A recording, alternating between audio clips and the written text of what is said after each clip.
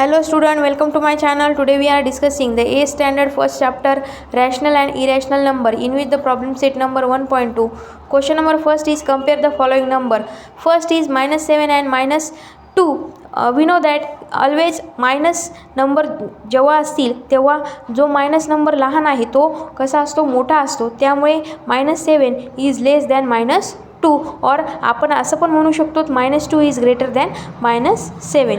Then the question number second is 0 and -9/5. 0 is always greater. का तर 0 हा neutral असतो आणि ही जी संख्या आहे, हा जो फ्रॅक्शन आहे -9/5 हा लहान आहे. Then third is 8/7 and 0 always greater is 8/7 than the 0. Then -5/4 and 1/4.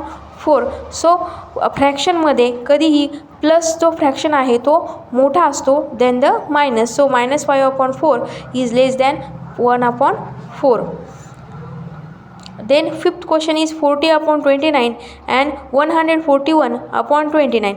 दोघांचाही डिनॉमिनेटर सेम आहे. सो द वरची जी संख्या आहे म्हणजेच न्यूमिरेटर जो आहे तो आपण विचारात घेणार आहोत. सो 40/29 इज लेस दॅन 141/29, किंवा असं पण म्हणू शकतो 141/29 is greater than 40/29. Then the six number -17/20 and -30/20. दोन्ही संख्या मायनस आहेत. मायनससाठी लक्षात ठेवायचं आहे, जेव्हा छोटा नंबर येईल तो मोठा असतो आणि मोठा नंबर हा छोटा असतो. So -17/20 is less than 13/20.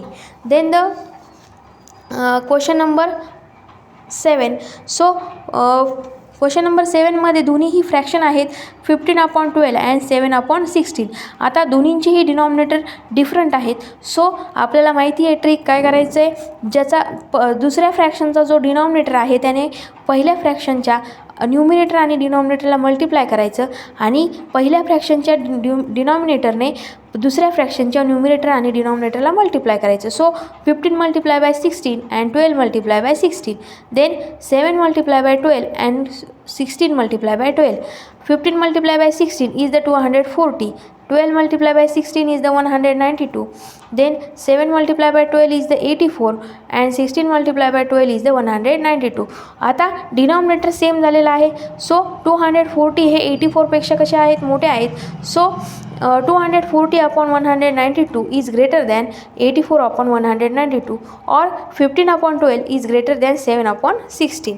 Then the 8th question, -25/8 and -9/4. We know that जसं आपण पहिल्या क्वेश्चनमध्ये केलं, खालच्या डिनॉमिनेटरने आधीच्या फ्रॅक्शनच्या न्यूमिनेटर आणि डिनॉमिनेटरला मल्टिप्लाय करायचं. ते आपण करून घेऊ. -25 × 4 and 8 × 4, -9 × 8 and 4 × 8. 25 4 is 100, so -100. 8 4 is 32. 9 8 is 72, -72 and 4 8 is 32.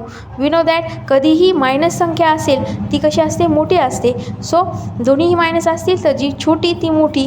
So -100/32 is less than 72/32, किंवा -72/32 इज ग्रेटर दॅन 100/32, किंवा हे जे अगोदरचा फ्रॅक्शन होता त्या फॉर्ममध्ये पण आपण मांडू शकतो.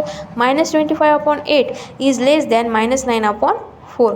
Then the fourth question, 12/15 and 3/5.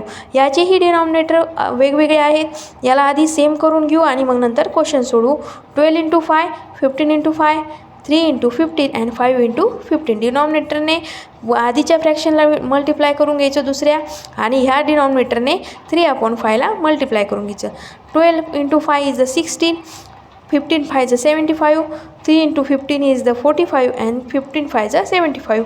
60 is the greater number, so 60/75 is greater than 45/75, or 12/15 is greater than 3/5. 10 नंबरचा जो क्वेश्चन आहे -7/11, -3/4. Solve this problem. Like, share and subscribe my channel. Thank you.